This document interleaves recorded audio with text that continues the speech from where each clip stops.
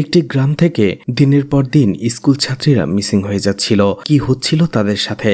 যখন তাদের লাশগুলো খুঁজে পাওয়া যায় এবং এর পেছনের সত্যিটা বের হয়ে আসে, তখন সবাই হতভম্ব হয়ে যায়। একটা মানুষ এতটা নৃশংস কি করে হতে পারে? এছাড়া মুভির শেষে থাকা টুইস্ট আপনার মাথায় ঘুরিয়ে দিতে পারে। তো আজ এক্সপ্লেন করতে যাচ্ছি 2024 সালে তেলুগু ভাষায় মুক্তি পাওয়া মুভি তাপ্পা সমুদ্রাম। ভিডিও কোয়ালিটি কিছুটা খারাপ হওয়ার জন্য দুঃখিত। তো hi guys, welcome to my channel ফিল্মের গল্প।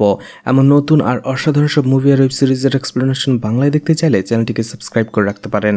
মুভির শুরুতেই বৃষ্টির রাতে কিছু গুন্ডা বিজয়কে তাড়া করছিল। বিজয় তাদের কাছ থেকে বাঁচার জন্য কিছুটা দৌড়ে পালানোর চেষ্টা করে। একটা সময় বিজয়ের পালিয়ে যাবার আর কোনো পথ খোলা থাকে না, যার ফলে সে সেই লোকগুলোর সাথে ফাইট করতে শুরু করে। সে নিজেকে বাঁচানোর চেষ্টা করছিল। ঠিক তখনই গাজা এসে পেছনে বিজয়কে ছুরি দিয়ে আঘাত করে। গাজা হচ্ছে এই লোকগুলোর বস। গাজা এবং তার লোকেরা অবশেষে বিজয়কে কয়েকবার ছুরি দিয়ে আঘাত করার পরে সেখানেই ফেলে রেখে চলে যায়। দেখা যাচ্ছিল সেখানে শুধু বিজয় নয়, আরও কয়েকজন পড়েছিল এইভাবে। এই ঠিক কিছুক্ষণ পরেই ইন্দু সেখানে চলে আসে এবং বিজয়কে দেখার পরে কাঁদতে থাকে। এরপরে মুভির সিন কিছুটা ফ্ল্যাশব্যাকে চলে যায়, যেখানে পুলিশ স্টেশনে বালরাজ নামের একজন লোককে ধরে নিয়ে আসা হয়েছে এবং তাকে টর্চার করা হচ্ছে। তাকে জিজ্ঞেস করা হচ্ছে, তুমি সেই স্কুলের মেয়েগুলোকে কোথায় লুকিয়ে রেখেছো বলো।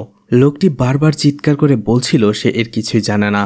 তখন এসআই গণেশ চলে আসে এবং সেই বালরাজকে জিজ্ঞেস করে, নিজের মুখ থেকে ভালো ভালো স্বীকার করে ফেলো যে মেয়েগুলোকে কোথায় রেখেছো, আমাদের বলো, না হলে তোমার পরিণতি খারাপ হবে। এছাড়া এরপরে আমি যদি ইনভেস্টিগেশন করে দেখি এই মেয়েগুলো মিসিং হওয়ার পেছনে তোমার হাত রয়েছে, তাহলে আমি তোমাকে জেলের মধ্যেই খুন করে ফেলবো। এই কেস সম্পর্কে কি কি জানো সবকিছু খুলে বলো। কিন্তু বালরাজু এত মার খাওয়ার পরেও, এত হুমকি ধামকি খাওয়ার পরেও বলে যে সেই মেয়েগুলোর মিসিং হওয়ার পেছনে তার কোনো হাত নেই। বালরাজু গণেশকে বলে, আপনার নিশ্চয়ই কোথাও ভুল হচ্ছে, কেউ আমার নামে মিস ইনফরমেশন দিয়েছে আপনাকে, আমি এই কেসের সাথে কোনোভাবেই জড়িত নই। বালরাজুর এত মার খাওয়ার পরে মুখ যখন খুলছিল না, তখন একজন মহিলা কনস্টেবল গণেশকে বলে, স্যার আমার মনে হচ্ছে সেই মেয়েগুলো মিসিং হওয়ার পেছনে বালরাজুর কোনো হাত নেই।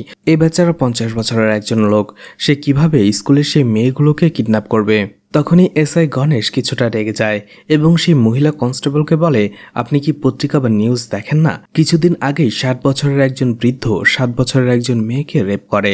অন্যদিকে 60 বছরের আরও একজন বৃদ্ধ 5 বছরের একটি মেয়েকে চকলেটের লোভ দেখিয়ে নিজের ঘরে নিয়ে যায় এবং সেখানে তাকে রেপ করে।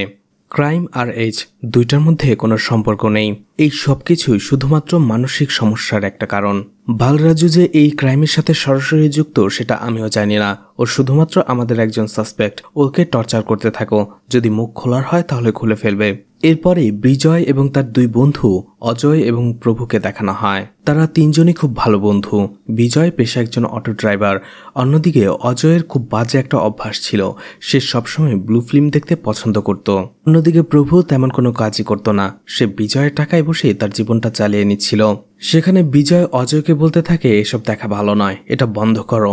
অন্যদিকে প্রভু বিজয়কে বলে, ইন্দুর কি খবর? সেখানে বিজয় বলে, ইন্দুর মতোই রয়েছে, আমি ওকে অনেক ভালোবাসি, কিন্তু কবে যে আমার মনের কথাটা ওকে বলতে পারবো সেটাই বুঝতে পারছি না। প্রভু তাকে বলে, দেখিস তুই বলতে বলতে না জানি অন্য কেউ ইন্দুকে বিয়ে করে নিয়ে যায়। এরপরেই আমাদের গাজাকে দেখানো হয়।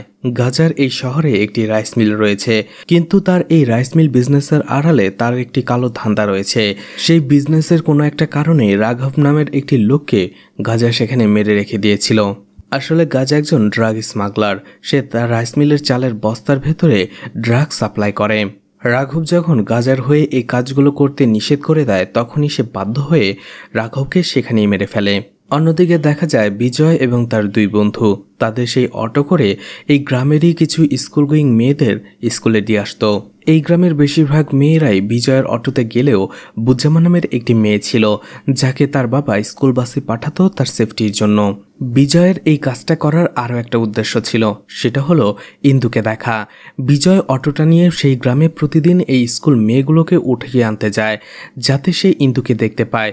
সব মেয়েরা যখন অটোতে উঠে যায়, বিজয় তখনও তার অটোটা সেখানেই রেখে দেয় ইন্দুর বাড়ির সামনে। ইন্দু যতক্ষণ না পর্যন্ত বের হয়, বিজয় তার অটোটা একটুও সরায় না। রোজকার মতো ইন্দু যখনই তার স্কুটি নিয়ে বের হয়, বিজয় তার পেছনে পেছনে অটো নিয়ে আসে এবং তাকে দেখতে থাকে। এটাই তার রেগুলার রুটিন। অন্যদিকে স্কুলের সেই মেয়েগুলো যারা বিজয়ের অটোতে প্রতিদিন স্কুলে যেত, তারা সবাই জানতো বিজয় তাদের কেন অটোতে করে স্কুলে দিয়ে আসে। কারণটা হচ্ছে সে যাতে ইন্দুকে দেখতে পায়। তাই তারাও বিজয়কে মজা করে বলে, তোমার ভেতরে কোনো সাহসী নেই, তুমি ইন্দুকে কতদিন আর এভাবে ফলো করে যাবে? তাকে তো একবার বলো যে তুমি তাকে ভালোবাসো। বিজয় তাদের কথা শুনে কিছুটা হাসে আর বলে, এভাবেই ঠিক আছে। মনে মনে সে বলতে থাকে, এভাবেই ঠিক আছে। সে দূর থেকে ইন্দুকে ভালোবেসে যাবে। যদি সে একবার ইন্দুকে প্রপোজ করে ফেলে আর ইন্দু যদি তার ভালোবাসা প্রত্যাখ্যান করে, তাহলে সে অনেকটা কষ্ট পাবে, সহ্য করতে পারবে না।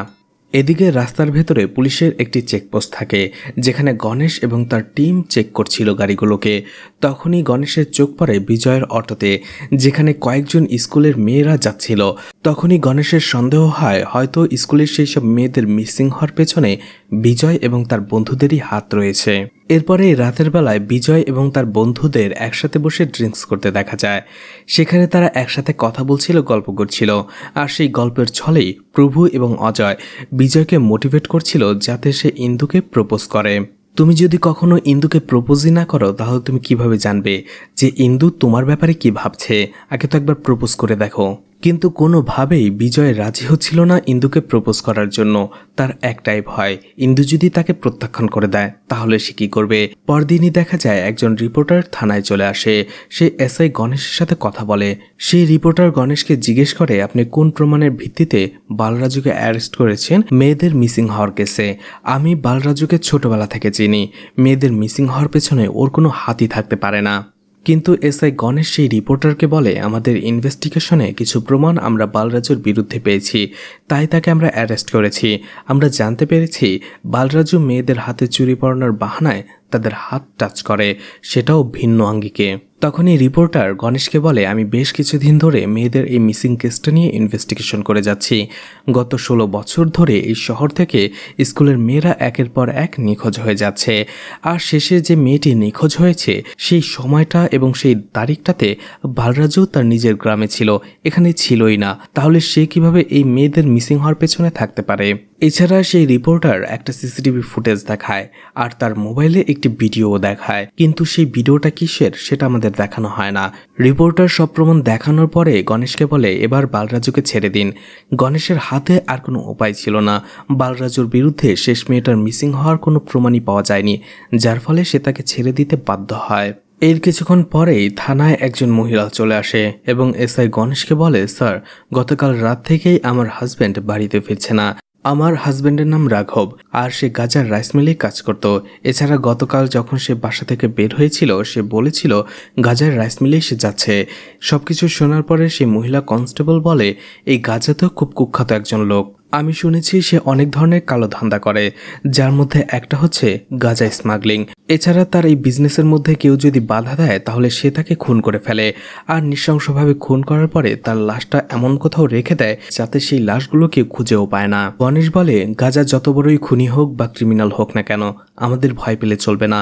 আমরা পুলিশ, আমরা যদি ক্রিমিনালদের দেখে ভয় পেয়ে যাই তাহলে সাধারণ মানুষ কোথায় যাবে? এই গাঁজাকে তো দেখা দরকার। এদিকে এরপরে বিজয় আর ইন্দুকে দেখানো হয়। আসলে ইন্দুর স্কুটিটা আজকে নষ্ট হয়ে গিয়েছিল, সে সেটা ঠিক করতে দিয়েছে, যার ফলে ইন্দু আজকে বিজয়ের অটোতেই যাচ্ছিল। যেতে যেতেই ইন্দু বিজয়কে জিজ্ঞেস করে, আমি শুনি তুমি প্রতিদিন রাতেই বলো আই লাভ, কিন্তু এরপরে সেই মেয়েটার নাম আর বলো না, কেন বলো না? আসলে বিজয় প্রতিদিন রাতেই মদ খাওয়ার পরে তার বাসার ছাদে বসে আই লাভ ইন্দুর পরিবর্তে শুধু আই লাভ বলে চিৎকার করে, যেটা প্রায় শুনতে পায় ইন্দু। তাই সে বিজয়কে সেটা জিজ্ঞেস করে, কিন্তু বরাবরের মতো এবারও বিজয় কথাটাকে ঘুরিয়ে ফেলে। সে ইন্দুকে বলে, আমার জীবনে কোনো মেয়ে নেই, আমি শুধু আমার মাকে আই লাভ ইউ বলি। ইন্দু ছিল একজন রিপোর্টার আর আজকে সে একটি ফাংশনে যাচ্ছিল, সেটা নিয়েই বিজয় আর ইন্দু কথা বলছিল। অন্যদিকে দেখা যায় রাস্তার মধ্যেই গণেশের গাড়িটা নষ্ট হয়ে যায়। গণেশ দাঁড়িয়ে অপেক্ষা করছিল যে কোনো গাড়ি আসে কিনা, ঠিক তখনই সে বিজয়ের অটোটা সেই দিক দিয়ে যেতে দেখে। গণেশ সেটা থামায় আর সেই অটোতে উঠে পড়ে। আসলে গণেশও একই ফাংশনে যাচ্ছিল যেখানে ইন্দু ছিল। বিজয় দেখতে পায় গণেশ এবং ইন্দু ওঠার পরে একে অপরের সাথে কথা বলছিল। ইন্দু এতক্ষণ বিজয়ের সাথেই কথা বলছিল, কিন্তু গণেশ অটোতে ওঠার পরে ইন্দু তাকে আর পাত্তাই দিচ্ছে না। গণেশ আর ইন্দু কথা বলার একটা পর্যায়ে ইন্দু গণেশকে বলে যেহেতু সেও একজন রিপোর্টার, তাই সেই মেয়েগুলো যেহেতু মিসিং হয়ে যাচ্ছিল সেই কেসটা নিয়ে ইন্দু কিছুটা ইনভেস্টিগেশন করেছে। সেই বিষয়টা নিয়ে পরে একসাথে তারা দেখা হলে কথা বলবে, কারণ আমি কিছু প্রমাণ জোগাড় করেছি, সেগুলোই আমি আপনাকে দেখাতে চাই। অন্যদিকে ইন্দু আর গণেশের এমন কেমিস্ট্রি আর ভালোভাবে কথা বলার ধরন দেখে বিজয়ের কিছুটা কষ্ট হয়। সে কিছুটা মন খারাপ করে তার বন্ধুদের কাছে চলে আসে আর তার মনের কষ্টগুলো তাদের বলতে শুরু করে। বিজয় তাদের বলতে থাকে, আমি যখন দেখলাম ইন্দু আমার অটোতে উঠেছে, আমি ভেবেছি আজকে রাস্তায় যেতে যেতে ইন্দুর সাথে অনেক কথা বলবো, কিন্তু তখনই সেই পুলিশ অফিসারটা উঠে আসলো আর ইন্দুর সাথে কথা বলতে থাকলো। আমার ওদের কথা শুনে তো মনে হচ্ছে যে ইন্দু গণেশকে পছন্দ করতে শুরু করবে একটা সময়। তখন তার বন্ধুরা বিজয়কে বলে, তোকে তো আগেই বলেছিলাম ইন্দুকে নিজের মনের কথা খুলে বল, এখন দেখ কি হয়। এরপরেই বিজয়কে দেখা যায় কিছু বাচ্চাদের নিয়ে বিশ্বনাথ নামের একজন লয়ারের কাছে আসে, আর এই বিশ্বনাথ হচ্ছে গণেশের বাবা। বিশ্বনাথ আসলে তার ফ্রি সময়টাতে এই গ্রামের বাচ্চাদেরকে ফ্রি টিউশন পড়ায়, আর সেই টিউশনের বাচ্চাদের বিজয়ই তার অটোতে করে নিয়ে আসে। বিজয়ের সাথে বিশ্বনাথের সম্পর্কটা ভালোই, মাঝে মধ্যেই বিজয় বিশ্বনাথের বিভিন্ন টুকটাক কাজ করে দেয়, আর ছোটবেলা থেকেই বিজয়কে বিশ্বনাথ চেনে। এদিকে ইন্দু এবং গণেশ যখন সেই ফাউন্ডেশনে একটি ফাংশন এসেছিল, সেখান থেকে সে জানতে পারে অবাক করা একটি তথ্য। প্রায় অনেক বছর ধরে ইন্দুর নামে অজ্ঞাত একজন ব্যক্তি এই ফাউন্ডেশনে ডোনেশন করে যাচ্ছে। ইন্দু যখন এটা জানতে পারে সে অবাক হয়ে যায়, আর সেই ফাউন্ডেশনের লোকদের কাছে সেই লোকটার নাম ঠিকানা চায়, কিন্তু সেখানের একজন মহিলা বলে সেই লোকটার নাম ঠিকানা তারা জানে না, শুধু একটা ফোন নাম্বার জানে। সেই ফোন নাম্বারটায় দেয় তারা ইন্দুকে। ইন্দুর সাথে সাথে কল করে সেই নাম্বারে, আর দেখা যায় সেটা ছিল বিজয়। বিজয়ই সেই ফাউন্ডেশনে নিজের নাম পরিচয় লুকিয়ে ইন্দুর নামে ডোনেট করে যাচ্ছিল, কিন্তু এই নাম্বারটা যে বিজয়ের সেটা ইন্দু জানতো না। ইন্দু যার ফলে সেই নাম্বারে কল করে তাকে কিছুটা বকাঝকা করতে থাকে। ফোন দেওয়ার পরেই ইন্দু বিজয়কে বলে, তুমি কে যে আমার নামে এত বছর ধরে এই ফাউন্ডেশনের ডোনেশন দিয়ে যাচ্ছ, আর সেটা কেন? তখনই বিজয় বলে, কারণ আমি আপনাকে ভালোবাসি। কিন্তু তখন বলে, যদি ভালোই বাসো তাহলে সামনে এসে বলো, এভাবে লুকিয়ে লুকিয়ে ডোনেশন করার কোনো মানে হয় না।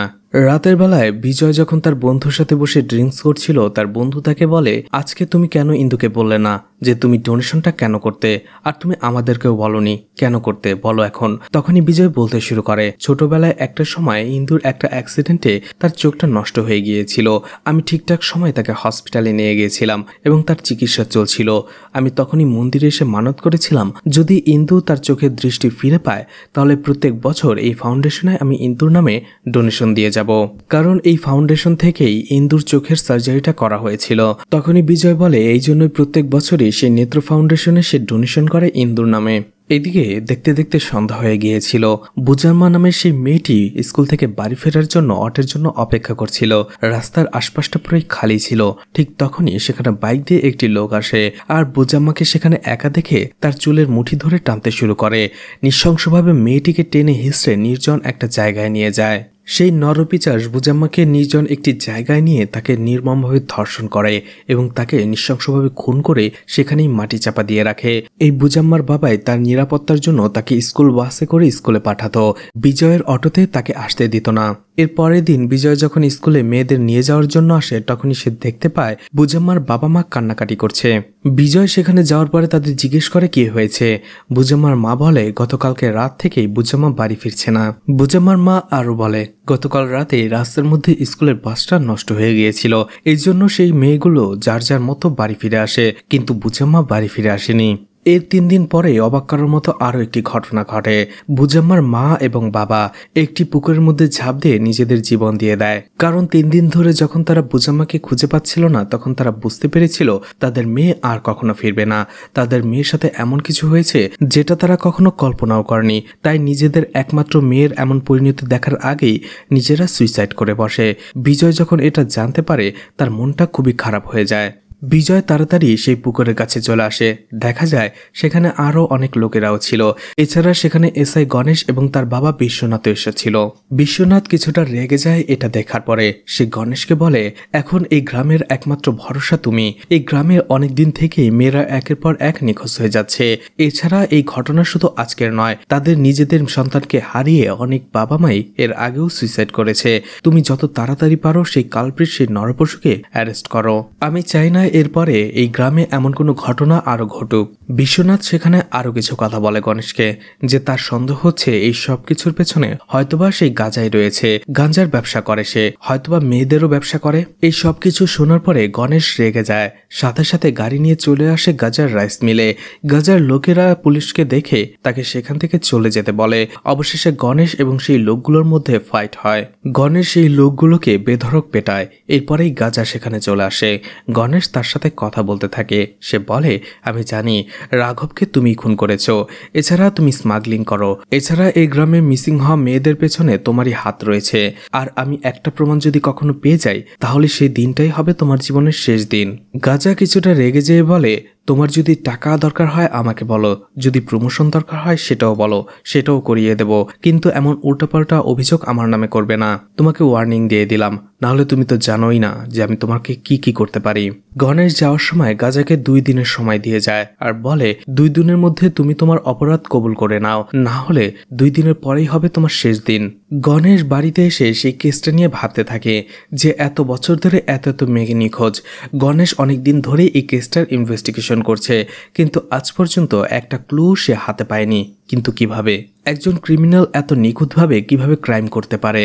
এদিকে ইন্দুকে দেখা যায় সে নেত্র ফাউন্ডেশন আসে এবং এবার সে জানতে পারে সেই ফাউন্ডেশনের লোকদের কাছ থেকে তার নামে এত বছর ধরে এই ফাউন্ডেশনে যে ডোনেশন করে যাচ্ছিল সে আর কেউ নয়, বিজয়। আসলে ইন্দু এই ফাউন্ডেশনের লোকদের বলে গিয়েছিল এর পরের বার সেই অজ্ঞাত লোকটি যখন ডোনেশন করতে আসবে যে করেই হোক যেন তার নাম ঠিকানা তারা রেখে দেয়। আর সেই মহিলাটি কাজ করেছে ইন্দুর হয়ে, বিজয়ের নাম ঠিকানা বের করে ফেলেছে এবং সেটা সে ইন্দুকে বলে। তারপরে ইন্দু অবাক হয়ে যায় আর খুশিও হয়। সাথে সাথেই সে বিজয়কে কল করে ইন্দু বলে যে কোনো একটা জায়গায় তার সাথে দেখা করতে, কিন্তু এখনো সে তাকে বলে না যে ইন্দু সবকিছু জেনে গেছে যে বিজয়ই আসলে তার নামে ডোনেশন করত। বিজয় খুশি হয়ে যায়, তার ভালোবাসার মানুষ এতদিনে নিজে থেকে তাকে দেখা করতে বলেছে। তাই সে খুব সুন্দর হয়ে রেডি হয়ে চলে যায় ইন্দুর কাছে। আর যাবার আগে তার বন্ধু অজয়কে বলে, বিকেলবেলা স্কুল থেকে নায়নাকে তুমি বাড়িতে নিয়ে এসো। নায়নাকেও দেখা যায় স্কুল শেষে সন্ধ্যাবেলায় অজয়ের অটোর জন্য অপেক্ষা করছিল।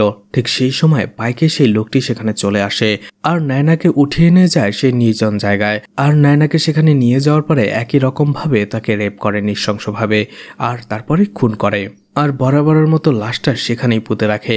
কিন্তু এখানে একটা অবাক করার বিষয় হচ্ছে, মেয়েগুলোর সেই বাইকওয়ালা লোকটির সাথে এমনভাবে যাচ্ছে যাতে তাকে মনেই হচ্ছে এই মেয়েগুলোর লোকটাকে আগে থেকেই চেনে। এরপরে গণেশ যখন নেনার ব্যাপারে জানে সে অবাক হয়ে যায় যে একটি মেয়ে মিসিং হয়েছে কিছুদিন আগে, আর তার মধ্যে আবারও একটি মেয়ে মিসিং। গণেশ কেসটা নিয়ে কিছুটা ভাবে, এরপরে সে তার বাবার কাছে চলে যায়। বিশ্বনাথকে বলে, বাবা, গ্রামের প্রত্যেকটা মানুষকে আমি জিজ্ঞাসাবাদ করেছি, ইনকোয়ারি করেছি, এখন শুধুমাত্র তুমি বাকি রয়েছ। আমি তোমাকে কিছু জিজ্ঞাসাবাদ করতে চাই। এই গ্রামের সবাই বলে তোমার ভালো চেহারার আড়ালে একটা খারাপ চেহারাও রয়েছে। আমাকে তুমি একটা প্রশ্নের উত্তর দাও। তুমি তো একজন লয়ার, কিন্তু তুমি বাচ্চাদের টিউশন কেন করাও? বিশ্বনাথ তখন বলে, ছোটবেলাতেই পড়ালেখার জন্য তুমি আমার কাছ থেকে দূরে চলে গিয়েছিলে, মানে অন্য শহরে। তাই তোমার অভাবটা পূরণ করার জন্যই আমি বাচ্চাদের টিউশন পড়াতে শুরু করি। আমি তাদের নিজেদের সন্তানের মতো মনে করি। এরপরে গণেশ তার বাবাকে বলে, গতকাল রাতে একজন লোক দেখেছে তোমার বাইকটা রাস্তায়। তখনই বিশ্বনাথ বলে, আমার বাইকটা তো 2 দিন আগেই নষ্ট হয়ে গিয়েছিল, সেটা রিপেয়ার করার জন্য আমি অজয়কে দিয়েছিলাম। অজয় ছিল একজন মোটর মেকানিক। বিশ্বনাথ বলে, রাস্তায় হয়তো আমার বাইকটা সেই নিয়ে এসেছিল। এরপরেই গণেশ অজয়ের উপরে সন্দেহ করতে শুরু করে। দিকে গণেশ আর প্রভু চলে আসে গাজার কাছে, বলে তাকে কিছু টাকা দেবার জন্য। কারণটা হচ্ছে আজকে প্রথমবারের মতো সে ইন্দুর সাথে দেখা করতে যাচ্ছে, তাই সে তার জন্য ভালো কিছু কিনে নিয়ে যেতে চায়। গাজা তাকে কিছু চালের প্যাকেট দেয় আর বলে, মার্কেটে এগুলো ডেলিভারি দিয়ে আসো আর টাকা নিয়ে যাও। এদিকে ইন্দুকে দেখা যায় সুন্দরভাবে সেজেগুজে চলে যাচ্ছিল সে বিজয়ের সাথে দেখা করতে। এদিকে বিজয় যখন সেই চালের প্যাকেটগুলো নিয়ে মার্কেটে যাচ্ছিল, পুলিশের চেকপোস্ট তাকে রাস্তায় থামিয়ে দেয়। বিজয়কে অটো থামিয়ে সেখানে পুলিশ স্টেশনে নিয়ে আসা হয়। পুলিশ স্টেশনে আসার পরেই বিজয় সেখানে নায়নার বাবা মাকে দেখতে পায়। বিজয় সেখানে জানতে পারে গতকাল রাত থেকে নায়না এখন পর্যন্ত বাড়িতে ফেরেনি। অন্যদিকে পুলিশরা সন্দেহভাজন হিসেবে অজয়কে পুলিশ অ্যারেস্ট করে রেখেছে। বিজয় অজয়কে বলে, আমি তো তোমাকে বলেছিলাম সন্ধ্যার সময় তুমি নায়নাকে যেন পিক আপ করে নিয়ে আসো। তখনই দেখানো হয় অজয় গতকাল রাতে বিজয়ের কথা মতোই বিশ্বনাথের বাইকটি নিয়ে যাচ্ছিল নায়নাকে পিক আপ করার জন্য, যেখানে সে রাস্তায় দেখতে পায় হলের ভেতরে নতুন একটি ব্লু ফিল্ম চলছে, যার যার ফলে সে ন্যানাকে পিক আপ করা বাদ দিয়ে সেই হলে ঢুকে যায় ছবিটি দেখার জন্য। এদিকে ইন্দু যেখানে বিজয়কে আসতে বলেছিল, ইন্দু সেখানে আসার পরে বারবার বিজয়কে কল করছিল, কিন্তু বারবারই বিজয় তার ফোনটা কেটে দিচ্ছিল। এদিকে দেখা যায় বিজয় আর অজয় ছিল গণেশের সামনে। গণেশ বিজয়ের উপরে সন্দেহ করছিল এই মেয়েগুলো মিসিং হওয়ার পেছনে হয়তোবা বিজয়েরই হাত রয়েছে। তাই গণেশ বিজয়ের অটোটা সার্চ করতে থাকে, আর সেখানে কিছু চালের বস্তা ছিল যেগুলো গাজা তাকে দিয়েছিল মার্কেটে ডেলিভারি করার জন্য। গণেশ সেই চালের বস্তাগুলো খোলে, যার ফলে সেখানে গাজার কিছু প্যাকেট দেখতে পায়, যেটা দেখে বিজয় নিজেই অবাক হয়ে যায়, কারণ সে জানতই না গাজা চালের ভেতরে এইভাবে গাঁজা সাপ্লাই করে। তখনই বিজয় গণেশকে বলে এই চালের বস্তাগুলো গাজার। তখনই সে গাজাকে কল করে, কিন্তু গাজা সবকিছু শোনার পরে টোটালি অস্বীকার করে ফেলে যে এইগুলো তার নয়। গাজা বলে, তুমি এসব কি বলছো? তুমি তো আজকে আমার রাইস মিলে আসোইনি, তুমি আমার সাথে দেখা করলে কিভাবে আজকে? ফলে গণেশ বিজয় এবং অজয়কে অ্যারেস্ট করে নেয়। তখনই প্রভু চলে আসে বিশ্বনাথের কাছে এবং তার দুই বন্ধুর কথা তাকে খুলে বলে যে বিজয় এবং অজয়কে আপনার ছেলে গণেশ অ্যারেস্ট করে নিয়েছে। ওই রাতের বেলায় বিশ্বনাথ চলে আসে পুলিশ স্টেশনে এবং তার ছেলে গণেশের সাথে কথা বলে যে বিজয় আর অজয় এমন ছেলে নয়, তারা এই ধরনের কাজ করতেই পারে না। অবশেষে তারা গণেশের হাত থেকে বিজয় আর অজয়কে ছাড়িয়ে নিয়ে আসে, অর্থাৎ থানা থেকে ছাড়িয়ে নিয়ে আসে। ছাড়া পাওয়ার পরেই বিজয় চলে আসে গাজার কাছে।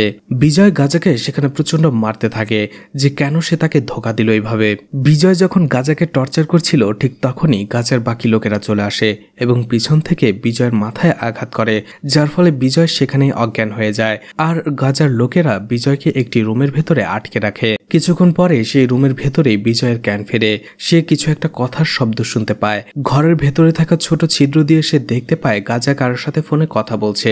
সে বলছিল বিজয় এবং গণেশের আমাদের উপরে সন্দেহ হয়েছে, বিজয়টা পুরোপুরি জেনে ফেলেছে, তুমি এখানে তাড়াতাড়ি চলে এসো, মালগুলোকে অন্য জায়গায় নিয়ে যেতে হবে।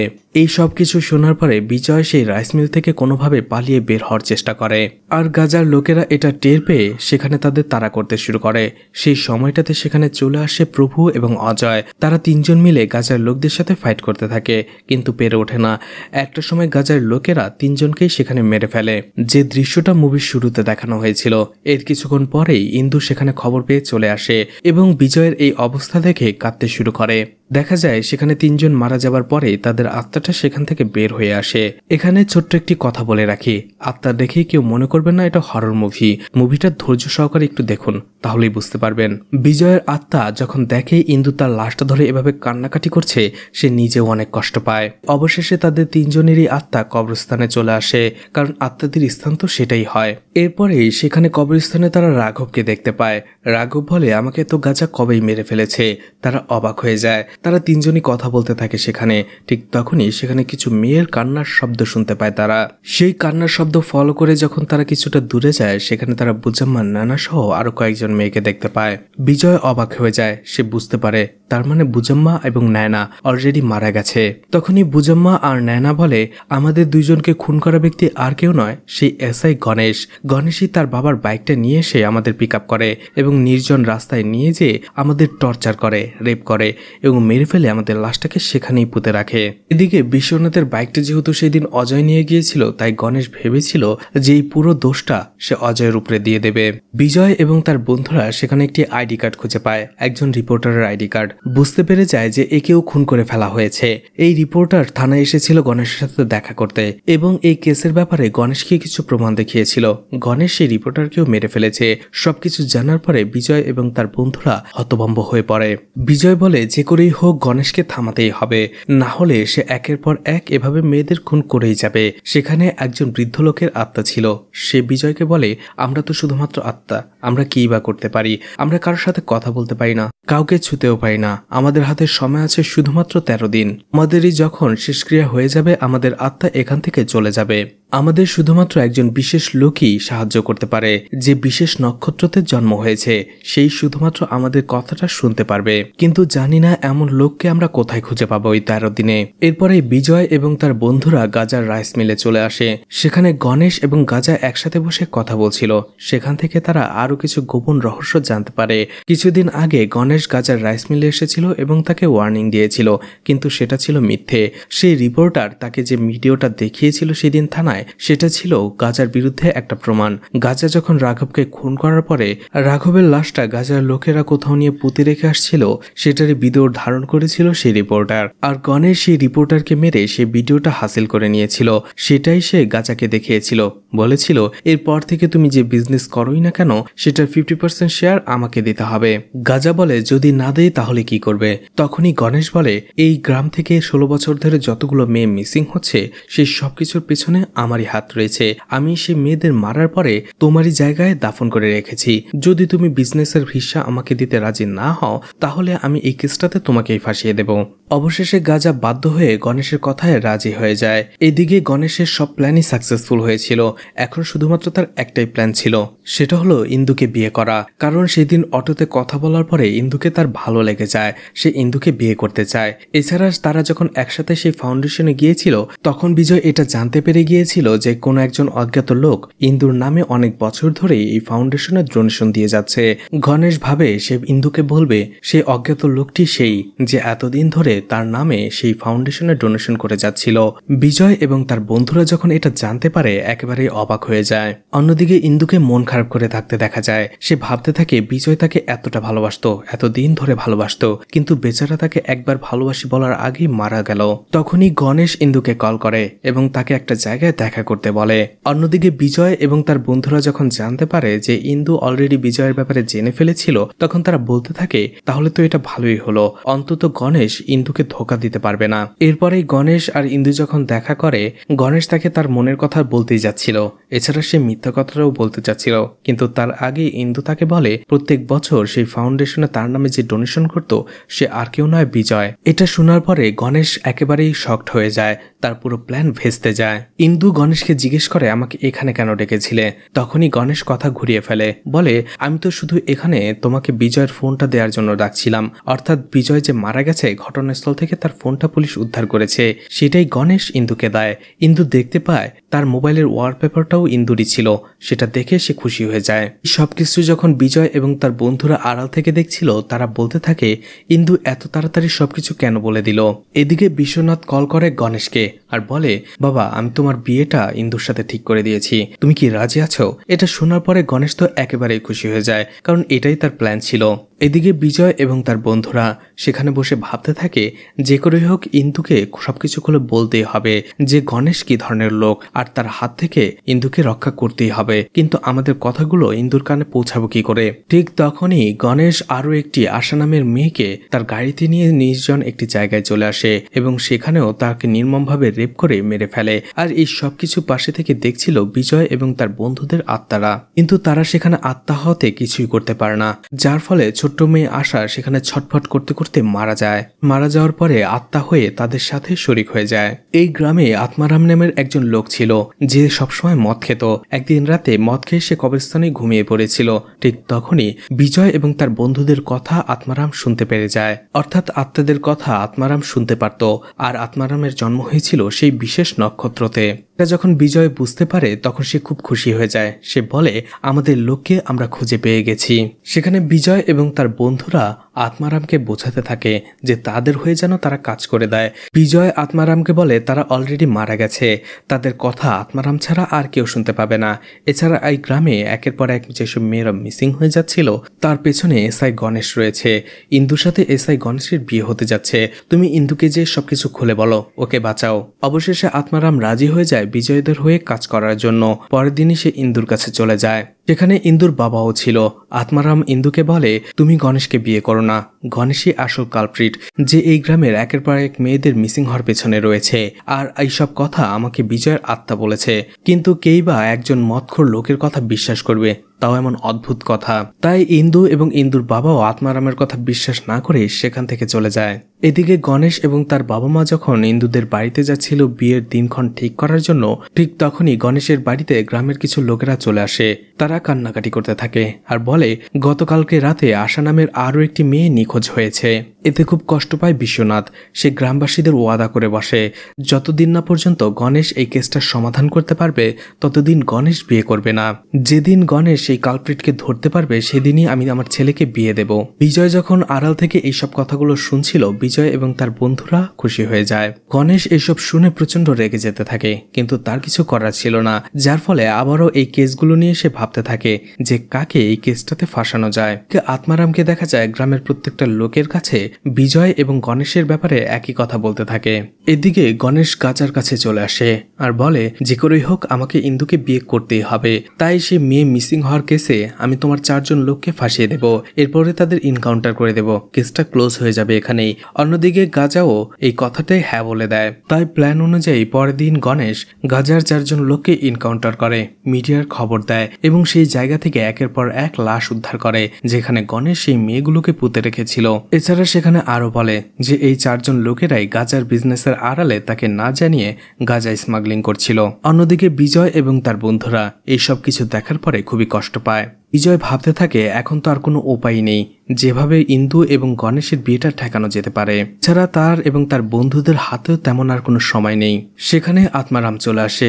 বিজয় এবং তার বন্ধুরা আত্মারামকে রিকোয়েস্ট করে সে যেন কিছু বলে, কিন্তু সেখানে অবাক করার মতো একটা কথা বলে আত্মারাম। সে বলে কেউ তার কথা বিশ্বাস করছে না, আর এখন সে নিজেও একজন আত্মা হয়ে গেছে, কারণ একদিন সবাইকে বলতে বলতে আত্মারাম চলে গিয়েছিল গাজার রাইস মিলে এবং সেখানে যে সে সত্য কথা বলে দিয়েছে যে গাজা স্মাগলিং করে আর গণেশই সে মেয়েদের খুন করে দাফন করে রেখেছে।